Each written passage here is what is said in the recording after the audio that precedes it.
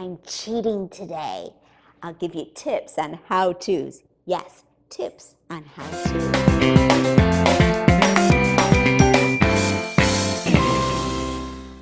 Welcome to diabeteseveryday.com. I'm glad you've tuned in for this interesting topic related to dieting and, let's say, indulging.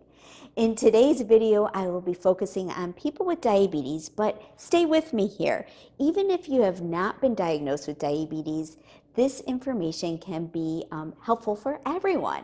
So please remember to hit the subscribe button and sign up for my newsletter via diabeteseveryday.com.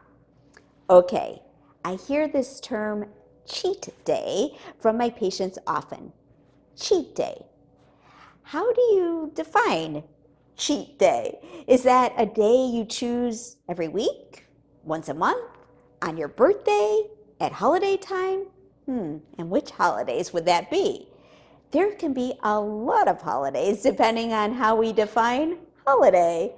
Well, the dictionary definition of cheat is act dishonestly or unfairly in order to gain an advantage, especially in a game or examination. Oh my. Well, I've heard cheat day as it relates to eating described as eating clean for 6 days of the week, and on the 7th day, you eat whatever you want. Junk food, highly processed food, sweets and desserts, and so on. The theory of this strategy is that if you designate, strategize, calculate a day or a meal that you will be free from rules or the strictness of your eating plan you are using for 6 days of the week, that you'll see this cheat day as a reward for making it through the majority of the days of the week. The methods or actual definition of the cheat day or meal varies from person to person, but there's something they have in common. Having an eating plan in the first place, we need to be free from.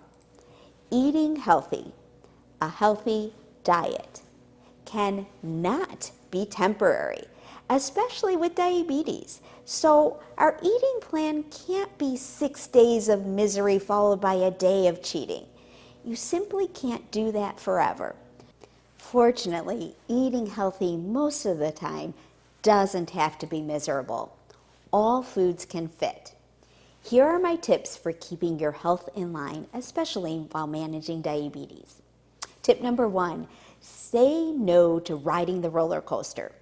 Don't feel guilty about the cheat day or meal that sends you on that up and down track of thinking, well, since I started eating foods not on my eating plan, I may as well continue eating whatever I want. Instead, think about the enjoyment of food. Not that it is a reward, but it's a good thing to eat foods you love. Tip number 2, it's a matter of balance. When I say this, I'm talking about balancing out the carbs and portions of the indulgence or cheat food. For instance, if we want to have a slice of cake to celebrate our birthday, then we can reduce the amount of carb we would be typically eating at that meal and use the carbs for that piece of cake. Choose the foods you love and leave off the foods at that meal that are not a favorite, like maybe it's a dinner roll. And keep in mind that you will have 2 sources of carbs in that cake if it's cake with frosting. You have the choice to just eat the cake without the icing too. Tip number 3, stay clear of the all or nothing eating thought process. If you do indulge or cheat, keep moving forward. Having a meal that you eat different doesn't need to totally derail your eating plan. Managing diabetes is about averages. Eating healthy most of the time, keeping blood sugar in range most of the time. Okay, here's a little personal story. You may have heard me say this previously before. I love chocolate. So I balance in a piece of chocolate every day.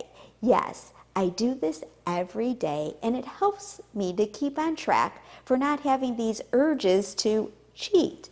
The piece of dark chocolate that I eat has 4 to 5 grams of carb, so I know how to fit it into my total grams of carb for my meal. Did you notice in my chia pudding recipe that I developed in an earlier video that I made sure it was chocolate flavor using cocoa powder? Yes, that was on purpose, as having a chocolate option as a snack or a dessert. The key here is to be flexible with your eating plan so you don't feel that you're missing out. The big concern for people with diabetes is that we want to keep our blood sugar as steady in target range as possible to keep our risk lower for developing complications from diabetes.